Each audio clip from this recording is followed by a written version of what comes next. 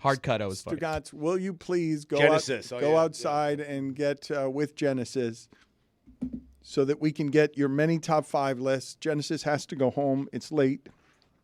Me too. It's been tiring for her. She works on a lot of bodies around here, and we will get. Stugotz has a number of top 5 lists that he is ready to get to, and this is going to hurt him. By the way, he doesn't know how much this is going to hurt because Stugotz has not been taking care of himself in any way. What should we order? What can we tell Genesis to like really let her know? The hammies. The hammies are an absolute brutality. A little extra. The hammies, yeah. Give him Genesis, the hammies. give him the good stuff. Ooh. Give him the good stuff. No. The good stuff. Okay. When she grabs your ankle and then like kind of spins it around with her foot inside of like the deepest part of your hamstring, like how do people survive that? The calves are pretty tough too when she goes digging through the calves. But Stugotz is putting his headsets on, and he's going to give us a bunch of top 5 lists, and we're getting all the good stuff that we usually go to God Bless Football. God Bless Football is a monster. Billy and Stugotz are going to be right back here in the morning breaking down football at an absurd hour. He's going to give us the good stuff right now, though. He's got the top 5 coaches with the most pressure on him in the playoffs. I can hear him breathing, so I think his mic's on. Yeah, he's. My God. All right, Stugotz. Oh, there's Barrios. Use your hands. The double hammy. Oh, but Barrios didn't get there. Will he go for it? 4th and short is zone 23. Just hold on, Stugotz. We'll get back to you. Okay. Hold on, Stugotz. We're going to get right back to you. We will, in fact, just leave your microphone on, but we will get back to you. He won't go for it on his own 23, will he? I predict a punt. Billy, what does Barrios have now? Has he gotten over 13.5 yards? No, he's at 9 right now. Yeah. Almost got that. That's how you got to extend. Oh, they are punting. Wow, they're putting a little fake ski. No, he'd just go for it if they were going to go for it. Like, why run some sort of funky play? I wonder what the new analytics say. The new analytics couldn't say that you go for that from your own 23, right? Great. It's less than a yard. It's less than a yard. I think it is. Not when you're going for the tie. Let me check the punt or go Twitter. All right. This is a good camera angle on Stugotz, and Stugotz is ready to go. Stugotz, where would you like to start? Did you guys turn on a different mic? All right, hold on a second. We You got gave him a Chris different Cody, mic. It was working before. We will go back. You gotta tell me when you switch. You mics. got me? There we go. All right. Excellent work, as always. Jesus! By everyone involved. You would think some of this stuff would be easier. Where are we, Stugotz, with your top 5 list? Genesis's foot is in my ass right now. It's killing me, Dan. Deeper. Yes, deeper, Genesis. But she's just getting it. Do it with your hands. She's just starting. She's just Oh, Thank that God that he's- spot right there. Thank God he's wearing underwear. I'm not joking. Stop it.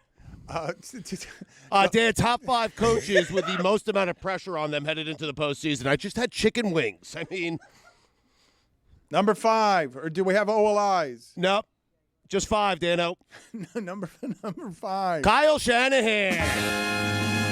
1 seed in the NFC, has a bye week. If not now, when for Kyle Shanahan? Jesus, this hurts. Number 4. Nick Sirianni. Philadelphia is starting to turn on Sirianni, Dan. I have a question for you. What if Belichick calls the Eagles tomorrow morning, huh?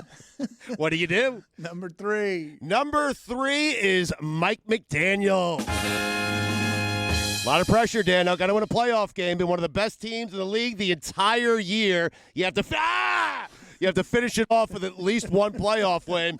If not, Dan, you might be on the hot seat. And what if Belichick calls Stephen Ross in the morning? Number 2.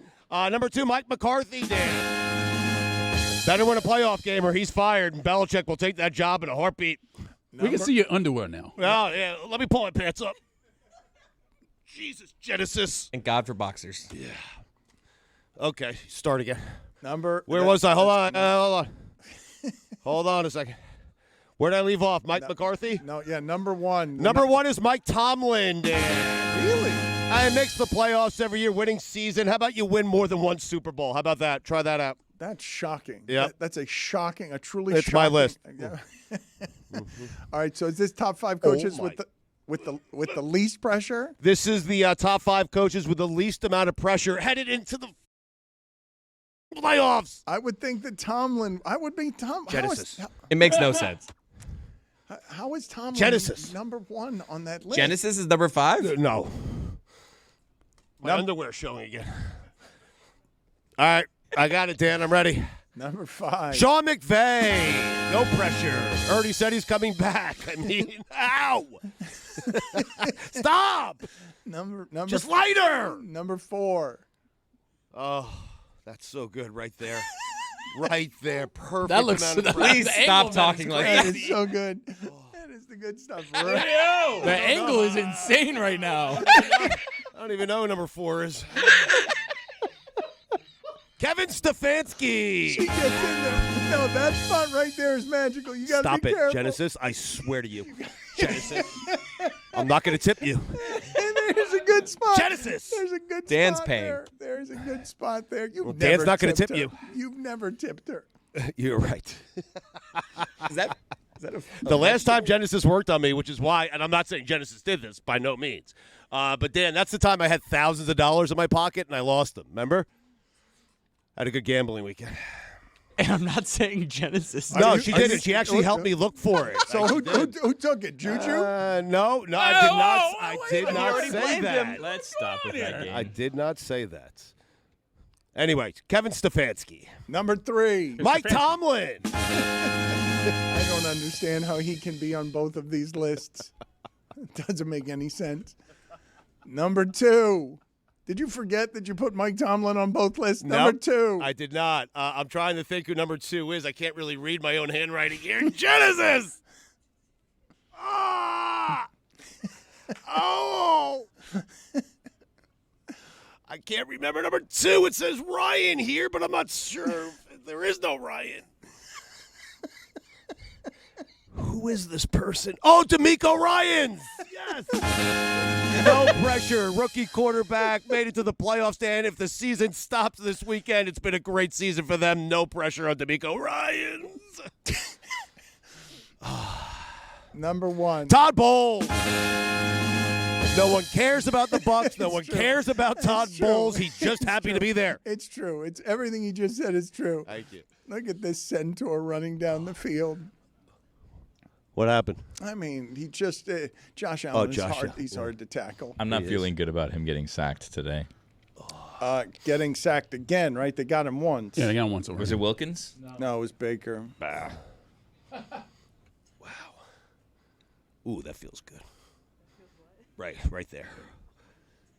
A little less pressure. Number 5, we're doing top 5 quarterbacks now with the most pressure on them. Yes, these are the top 5 quarterbacks, Stan, with the most pressure headed into the postseason. You know what, Stugotz? I think I'm doing this wrong. I think we should probably go least pressure first. Okay. I think we should go least pressure first. So let's go with number 5, least pressure quarterback. Go ahead. Number 5, the least amount of pressure headed into the postseason for quarterbacks. Number 5, Jared Goff. The Lions they're so miserable for so long, Dan, and he's just happy to be there. They're happy to be there. Ow! Number 4. C.J. Stroud. No pressure whatsoever. None. A rookie quarterback, Dan. They're just happy to be there. No one's getting fired. No one from that team is getting fired. This season was not supposed to happen, and it happened for the Texans. Genesis, you better lighten up. That's a big first down right there. We're playing for the tie, though. We're playing for the tie. No, we're not. Not all of us. A Bills touchdown here Is gets good. us. Where are we? Number 3, Stugotz. Joe Flacco. That's crazy. No pressure, and even if there was, he wouldn't feel it. I mean, oh, that's so good. All right, these noises are getting odd. Oh, Dallas Kincaid. Number 2. Baker Mayfield. Again, no one cares about the Bucs. No one cares about Bulls. No one thinks they should be in the postseason. it's all true. And here they are, Right. taking on the Eagles and Jalen Hurts. Zero pressure. Mr. Gotts, this is Tons of pressure. This is the best Tampa Bay Bucks analysis that there has Thank been you. nationally. Yes, no one cares. It doesn't matter. No one cares. Yep. It's such a rare thing to say about a playoff team. I suppose we could say it about the Steelers too, but we wouldn't dare, correct? Because they've got Tomlin and I wouldn't dare say anything bad about Mike Tomlin. Are you kidding me? I mean, Dan, you do want a Bucs-Browns Super Bowl, though, right? I mean, imagine that. Oh. is that our friend That's Dallas the move, Kincaid Dan. That's the again? move. Oh, Dallas again? Ow. And where are you? Number 2? Number 1, Dan. Number 1. Least amount of pressure, Mason Rudolph. There's no pressure on that guy whatsoever. He's their third-string quarterback, and no one thought Mason Rudolph would ever play again. Ow! We might have a Rudolph-Myles Garrett situation. Wow, there are so many great matchups potentially in the postseason here. Anyway, you remember that whole deal with Rudolph and Myles Garrett, Yes, right, I Dan? do. Thank you, I didn't want to Steve. talk about it then. I don't want to talk about it now. Whatever happened to that? I don't know. Cannonball! Ow, ow. You know that's the spot, right? You know that, right? You know that's why you keep going to it? Is that why you keep going to it, Genesis? Yeah. Okay. I love you, by the way. Big tip. Number 5, quarterbacks with the most pressure on them. Number 5. Find that, the most pressure. Sorry, my bad. Okay.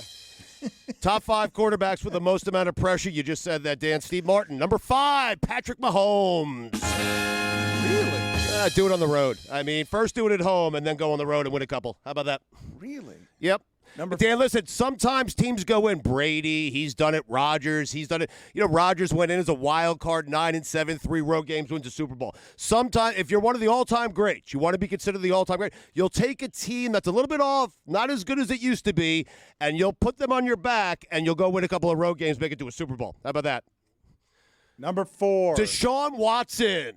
Really? Oh, the pressure. He is so rooting against Joe Flacco and Baker Mayfield. The pressure is enormous on Deshaun Watson, who will not play a snap in the He's postseason. right. He's Thank so you. right. If Thank Joe you. Flacco can do it and he underwear. hasn't done it in a year and a half, pressure.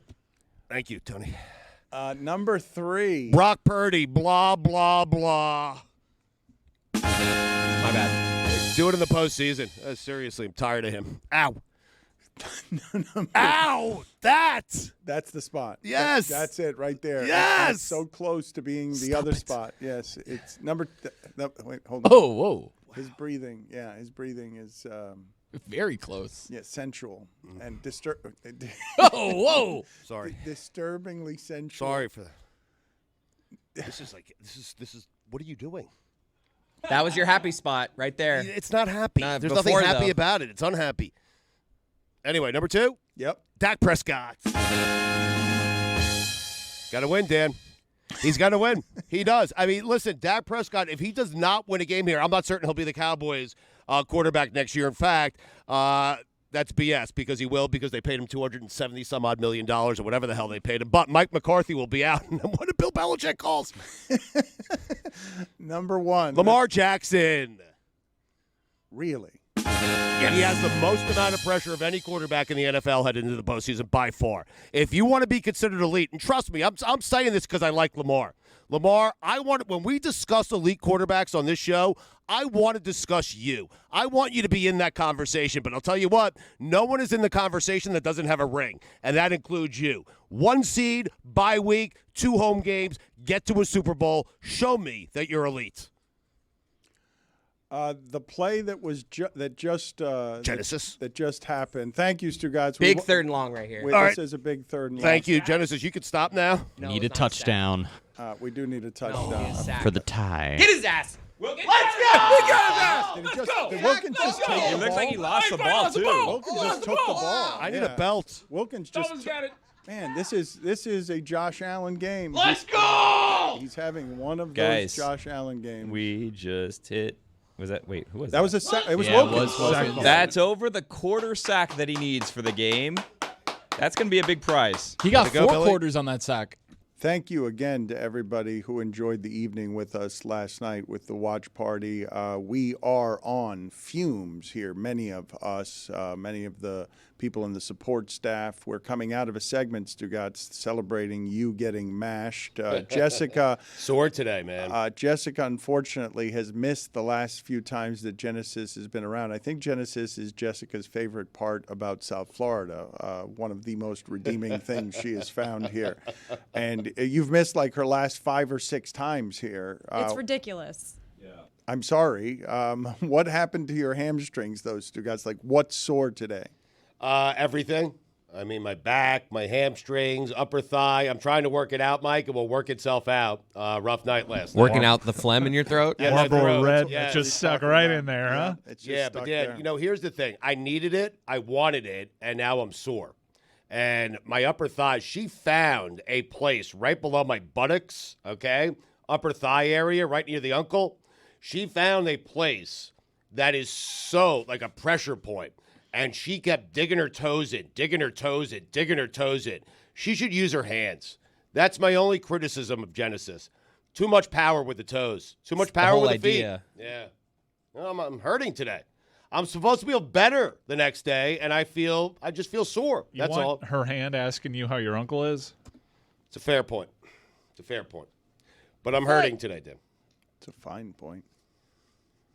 Can you get for me, please, the sound of Jameis Winston explaining, if you did not see the end of this game, it's the magical stuff of Arthur Smith is running off the field, and he knows his career is over with the Atlanta Falcons, and he knows he has a ridiculous mustache, and he is furious as he leaves the field because they are losing to the Saints by, well, I think it was 48-17 is how they lost. I feel like his job was safe if it was 41-17. Clearly he did too. And he is mad because the Saints evidently overruled their coach. Their coach asked for victory formation. Well, Jameis did.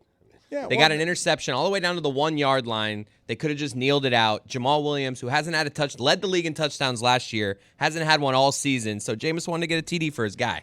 And this is him in the locker room after the game before having a respect off with a reporter. Here's just Jameis explaining after the game, yeah, we just wanted to do whatever we wanted to do. The play was victory, but I also explained to DA that it was a team decision, and I think when you have a team morale, and I asked the guys, I said, guys, like, what do you want to do? We know how much Jamaal means to this team, and I understood from DA's perspective, so I give him that. Yeah, but DA didn't condone that at all. He didn't. However, we decided as a team to do it, and man, we got an interception to the 1 yard line. So if we would have scored, would it still would have been disrespectful? I think it should be forgotten, especially when the score is already 41-17. So I don't know how much worse it can get. But I got a ton of respect for Arthur Smith and the coach that he is. I think they do some incredible things. I didn't want to disrespect him. That was not my intention. My intention was to lead the team that I've been with the entire year. And we made a collective decision that we wanted to get one of our guys who they fight with blood, sweat, and tears every game in the end zone. And I'm going to feel good about that. What a teammate, and what a smile. I mean, Chris Cody says that is his favorite quote in all of sports. Not just that. There's just sport. something about him, man. Yeah. Well, he is cartoonishly exaggerated with his eyes and his face, and when he says When he things, agrees with something he's saying and smiles at you and nods, it's just... He's right up there with Jim Carrey's greatest physical comedians I've ever seen. Put it on the poll, please, at Le Batard Show. Is Jameis Winston right up there with Jim Carrey as one of the greatest physical comedians you've ever seen? Let's watch him and hear him have a respect off with a reporter who's asking him, Stugotz, because he makes a good point when he says, yeah, we were insubordinate with our coach. Totally insubordinate. He wasn't with it. But would it have been disrespectful if we had just scored on the interception? Because we could have done that. Regret that? Well, you do have to play these guys twice a year. That's all I'm saying. We already played them twice. I know, but I'm talking about the future. Somebody's got to play these guys twice a year. That's all. How do you feel about it? Tell me how you feel about it. Not good. Why don't you feel good about it? Because you got to play these guys twice a year. But what about it makes you not feel good about it? The head coach tells you to kneel it out. You're asking my opinion? Yes. I think you should have kneeled it out. Okay. Well, I'm just telling you as respectfully as I can. You answer my question as respectfully as you could, and I'm telling you as respectfully as I can that I respectfully disagree with you. That's all. You disagree with me or the entire team? Whoever made that decision. Okay. So you disagree with the entire team. So thank you. No, I'm just being honest and respectful. And that's what I'm attempting to do too. Yes. And that's what I am doing. So, yes. wow. Tables on him, man. Everyone was respectful. I just want that out there. I think that these guys should do this more often as a move. Just put the reporter on the spot and turn it around with, well, what do you think? Tell me Respectfully. Respectfully. Tell me all of your thoughts on this. We are going to see so many reporters fall apart in the face of that pressure. You disagree with me or the entire team? Answering the same question they're asking? That's correct. Yes. And well, let's see, what is your answer to that? Before I answer that, why don't you tell me how you think I should answer that if you were me? Because the team, I told you guys this story about Edgerrin James. There was a victory formation called by, I believe the coach was Jim Mora Sr. I believe that was his coach. And he was supposed to just take a handoff and go down, I guess. Or Peyton Manning was in on it because he knows Edgerrin James. But it was not supposed to be Edgerrin James runs as hard as he can for a touchdown in a situation where if he had fumbled, it would have caused them a problem. And Edgerrin James's response was, if you don't want me to score touchdowns, do not put incentive clauses in my contract that have me scoring touchdowns. Do not tell me what. But these players are grown men. They can do much of what they want in a situation like that where their coach doesn't have any control over what it is that happens after he's requested the play. Dennis Allen apologized right after the game, saying that's not me, that's not us, and I apologize to the Falcons and Arthur Smith. But Jameis covered all his bases. Like, he did a good thing by a teammate, Jamaal Williams, and he covered his coach by saying, hey, it was us, not him. That's a great job by Jameis Winston. He's a great teammate. He is. But do you have to respect Arthur Smith's final moments? You play him twice a year, Dan. Not Arthur Smith anymore, you don't. Well, that's true. But Desmond Ritter won't forget. I mean, Desmond Ritter and Heineke might not forget. And Kyle Pitts might have a revenge game of 3 catches for 19 yards to show you about his fury. But what difference does it end up making in the long haul? None. It's just Arthur Smith's end of his career is as embarrassing as you can get, where your final act as a coach is to yell at the other coach for scoring too many points against you. I could be wrong, but does that touchdown even feel that good?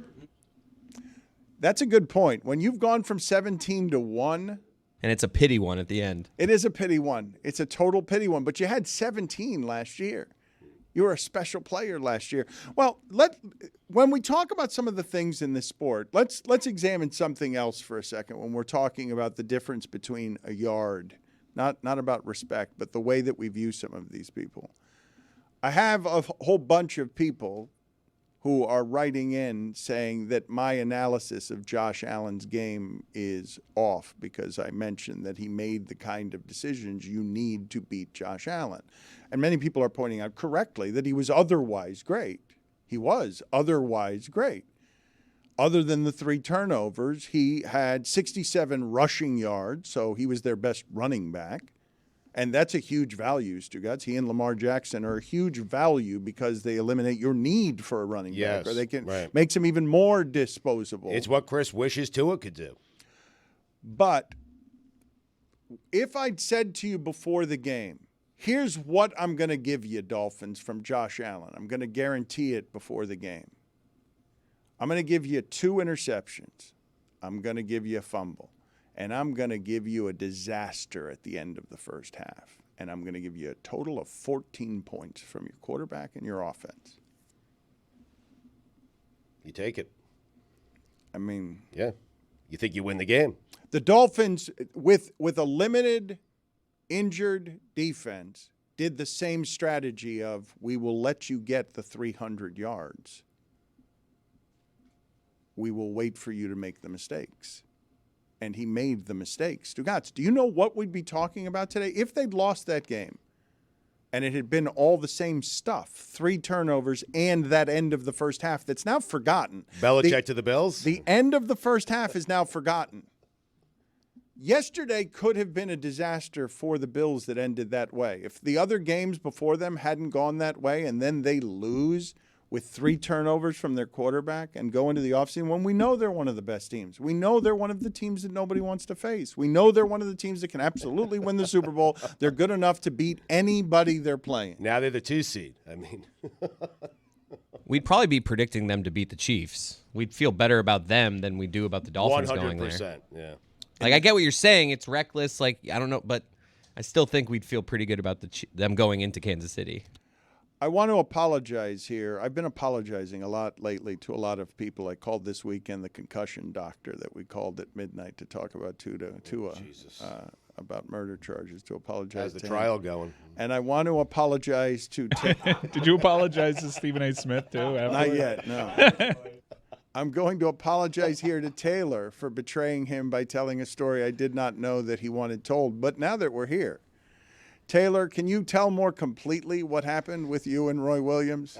Yep, and to tie up a loose end, Arthur Smith, Tar Heel.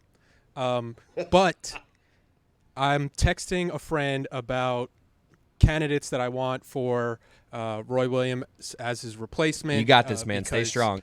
You know, he's getting up there in age. The team wasn't I like doing how that you good. forgot that there was an S at the end, but then you quickly remembered. They fell out of the tournament, losing in the first round. So I'm coming up with this list. I text my friend. Don't hear anything back after an hour, which was kind of weird because we were going back and forth. I can hear your fearful and then breaths. I check the messages, and I just see Roy Williams' name in the top of the text, and my heart sank. Does he have his read receipts on? What's your friend's name, Ray? No, I just Roy William. No, completely. Name's not even close. Kyle. I just went to the search, like typed in my messages. I typed in Roy because I was thinking I had Roy Williams on my brain. That's a dumb move. And yeah, I've seen him since, and he never brought it up, but it was. Why does he personal. sound so scared? I am.